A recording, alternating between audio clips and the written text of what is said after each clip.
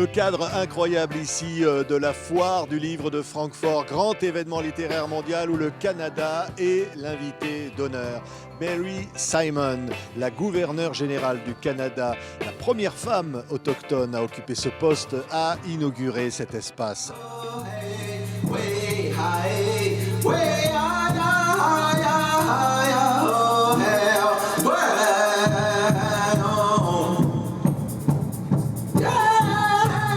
Voilà, moi j'entends la musique là. C'est chouette d'entendre ça, Gillian Fizet. Oui, on est tellement contents d'être ici avec nos artistes et nos auteurs du Canada. Enchantée. Ouais. C'est formidable, vous êtes la directrice générale de l'opération, donc évidemment Canada invité d'honneur de la foire de Francfort, la foire du livre, la plus grande foire littéraire du monde. Et vous y êtes arrivés. Oui, on a quand même vécu plusieurs défis avec la pandémie.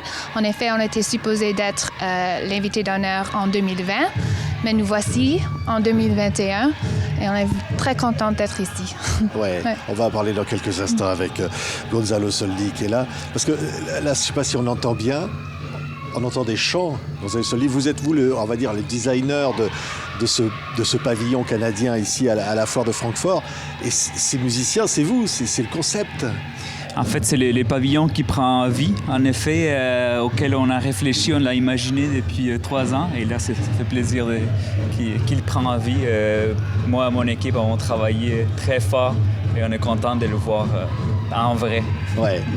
On va parler dans quelques instants avec Gillian de toute la partie littéraire et tout ça, mais encore un mot quand même sur ce pavillon, parce qu'on va voir là des images, on voit ces lumières comme ça, ces sortes de vagues où chacun peut marcher, créer finalement l'environnement. Exactement, mais en fait, on a pensé ces pavillons comme un livre qui, s'il reste fermé sur une tablette, il n'y a aucune histoire à raconter, il n'y a personne qui est touché, il n'y a personne qui est ému. Donc, dès que les gens rentrent dans le pavillon et ils les visitent, c'est là où les pavillons prennent vie et c'est là où ils peuvent toucher des gens, qui peuvent émouvoir. Donc, c'est un livre ouvert pour que les gens à Francfort puissent être émus par les différentes histoires qui se retrouvent. Oui, c'est vague là, hein? Vague de lumière comme ça. Oui, exactement. En fait, ces vagues-là représentent, il y a 4 différentes. La première représente le minéral, qui est une matière qu'on retrouve beaucoup au Canada parce que le pays est assis sur un plateau rocheux. Ensuite, c'est la vague végétale parce que sur cette roche, il y a toute la végétation et la nature qui inspire tous les auteurs canadiens, qui inspire ces territoires immenses. Et à la fin, on retrouve les 2 vagues d'eau qui sont celles qui vont bouger les gens, qui vont faire bouger comme nous fait bouger la poésie, la littérature, l'illustration. Oui, Gillian Fizet est là, voilà. C'est le Canada singulier, pluriel, symbolisé à la fois, parce que ce qu'on disait à l'instant, et puis au-delà, par la présence de tous ces auteurs incroyables. Oui, c'est ça. On voulait surtout, avec notre identité, démontrer qu'on est un peuple qui vient de partout. Les personnes autochtones qui étaient ici des 15 000 années avant nous, ainsi que les immigrants qui viennent au Canada, qui se déplacent au Canada, et bien sûr, les anglophones et les francophones qui sont ici depuis plusieurs années aussi. Donc, on voulait trouver un concept pour notre identité qui pourrait tout englober, tout ça. Alors, ça nous a pris quelques années, mais on a réussi. On est très contente et oui, c'est ça. Oui, c'est-à-dire que ça y est, la littérature canadienne est au rendez-vous ici, le rendez-vous du monde, on va dire, d'une certaine façon. Oui, ça fait plusieurs années. En effet, ce matin, le président de la foire, Jürgen Boss, nous a dit, il faisait il avait une discussion avec 2 de nos auteurs qui sont ici et il nous a confié que, en effet, ça fait 30 années que la foire de Francfort essaie d'inviter le Canada à l'honneur. Ça leur a pris 30 ans.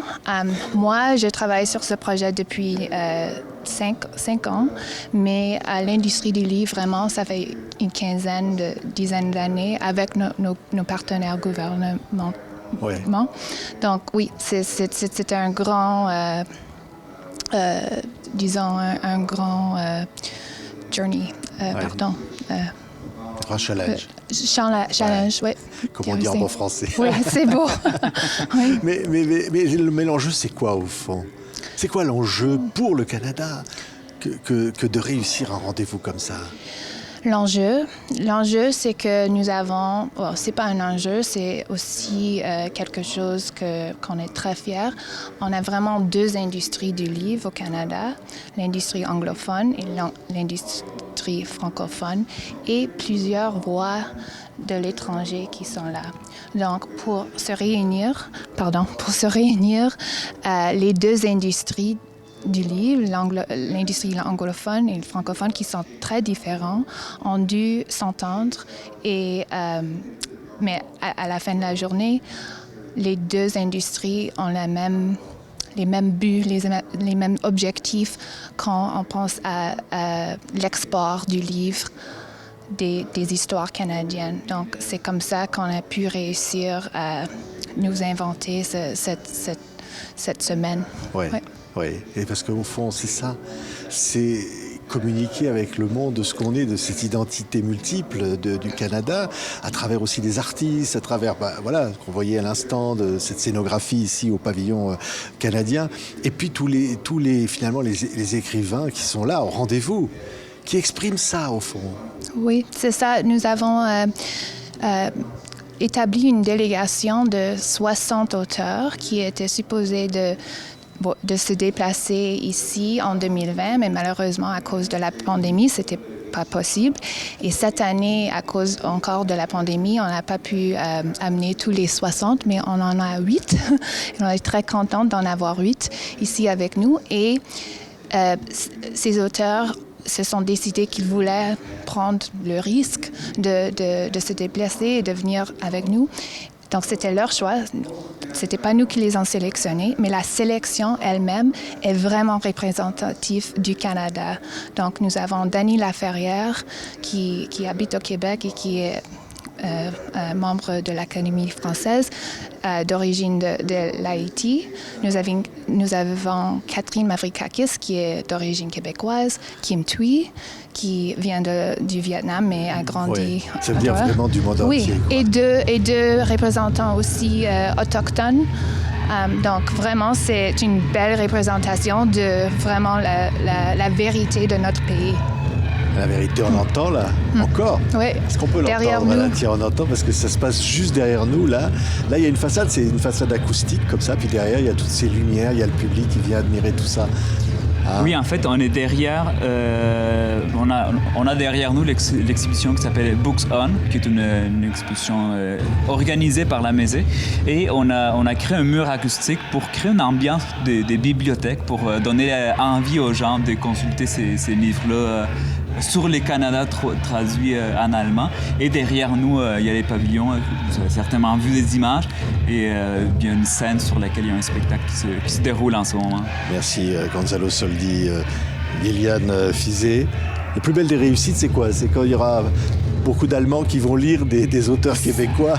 Ça va leur donner envie, ou des Canadiens, bien sûr. C'est ça. En effet, au début de ce projet, en 2017, on s'est dit qu'on voulait avoir 200 titres traduits provenant du Canada en allemand pour cette année, pour 2020-2021. Le résultat, c'est qu'on a plus que 350. Donc, l'industrie allemande, les lecteurs allemands sont vraiment excités à lire les histoires canadiennes, à découvrir le Canada. Et on s'attend ce week-end, quand les portes de la foire s'ouvriront au grand public allemand, que les gens viendront visiter ce pavillon, voir nos auteurs sur la scène, voir nos artistes. Oui, on est tellement contents d'être ici. Ça nous a pris quelques années, mais voilà. Mais ça y est.